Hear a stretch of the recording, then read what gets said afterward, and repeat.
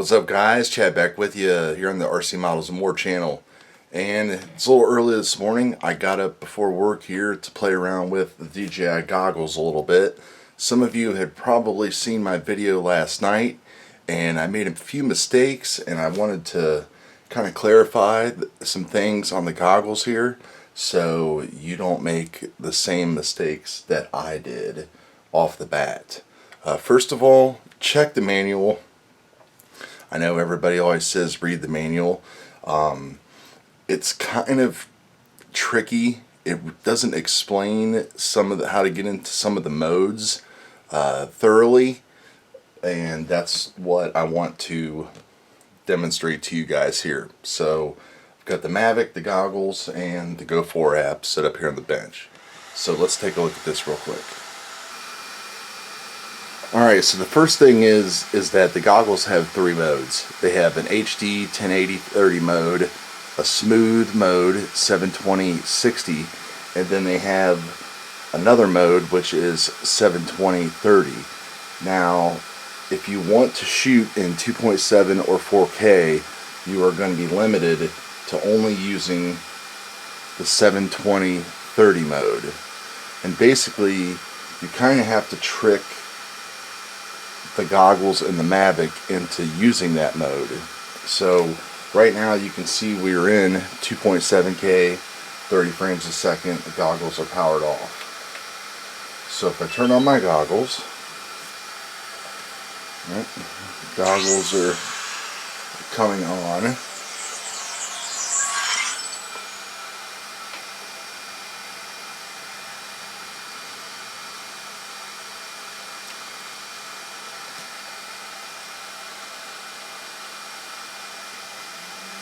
You can see that my goggles booted up into 720p 60 mode, and the video itself automatically switched over to 1080p.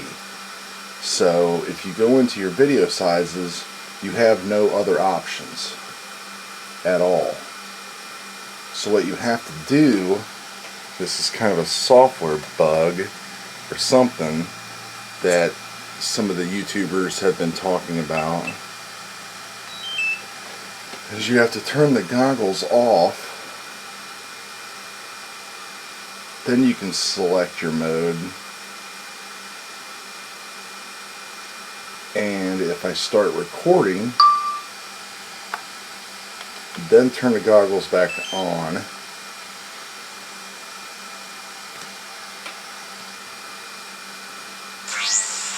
the goggles are going to boot up, and everything is still in 2.7K 30, but it kicked my goggles into 720p 30. Now if you stop recording,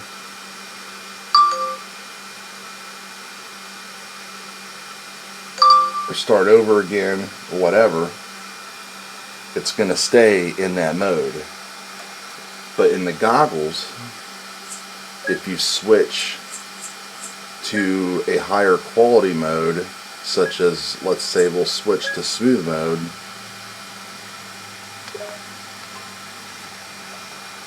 it's going to automatically kick you back out to 1080p 60, and there's no way to get back into it unless you power off the goggles. So that is the first mistake that I made.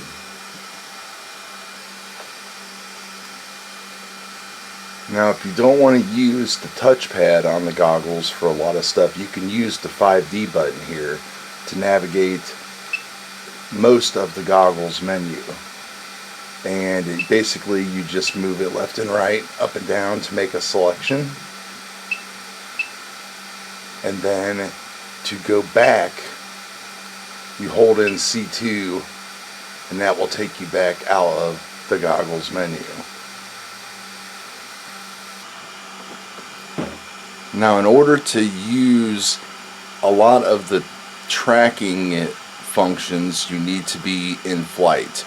But if you want to turn on just automatic, the gimbal control, where you can move it, the gimbal, with your head and not actually control it with flight.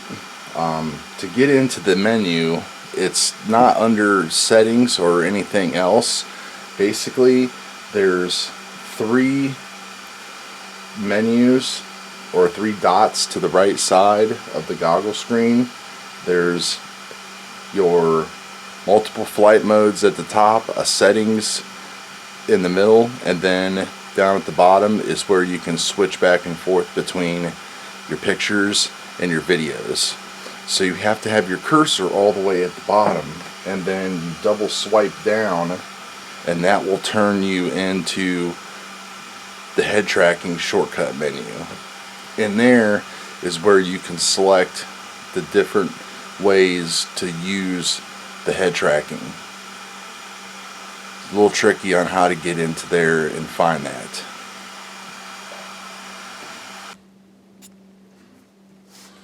So overall, there's definitely pros and cons and some things that need to be worked out on the goggles. The video is amazing.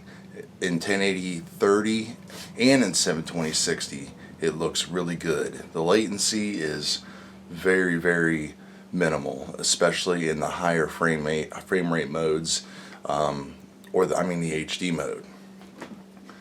Now, it does tell you in the manual that if you are going to use features like tap to fly or any of the intelligent flight modes, that you should be in a higher frame rate mode for maximum control.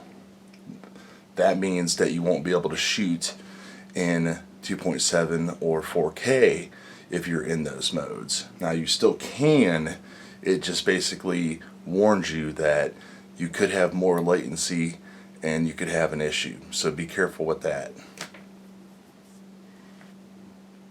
The other thing is that the gimbal and tracking and head tracking is really sensitive. So in the manual it says basically when you turn it on to keep your head as straight as possible, and you really want to do that because you really have small movements of your head that will really move that gimbal. So you really need to be careful of that. After 3 or 4 packs last night and playing around with it this morning, I'm definitely a little bit more comfortable using the goggles either by themselves or using the remote to control the goggles.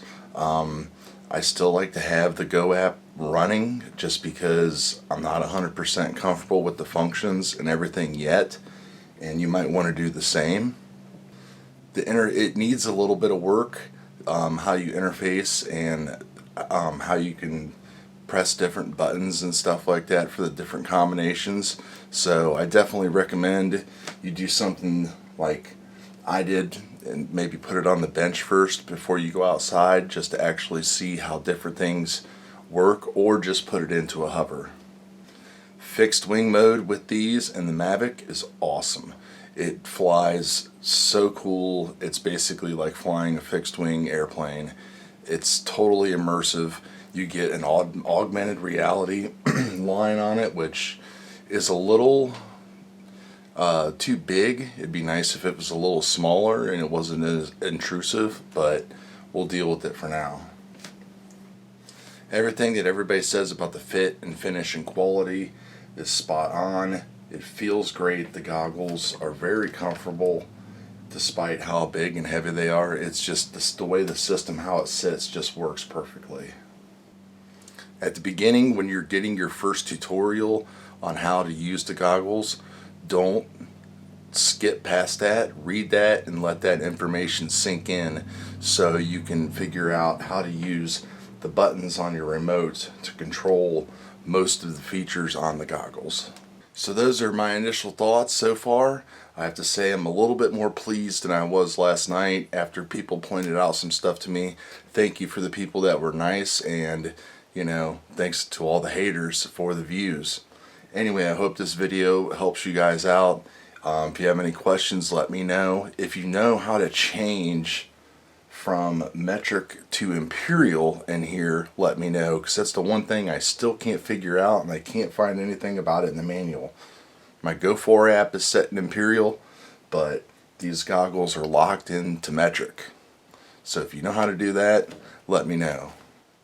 Next video, we'll play with them some more, check out how they work with the Phantom 4 Pro. Until then, thanks a lot guys, we'll see you later.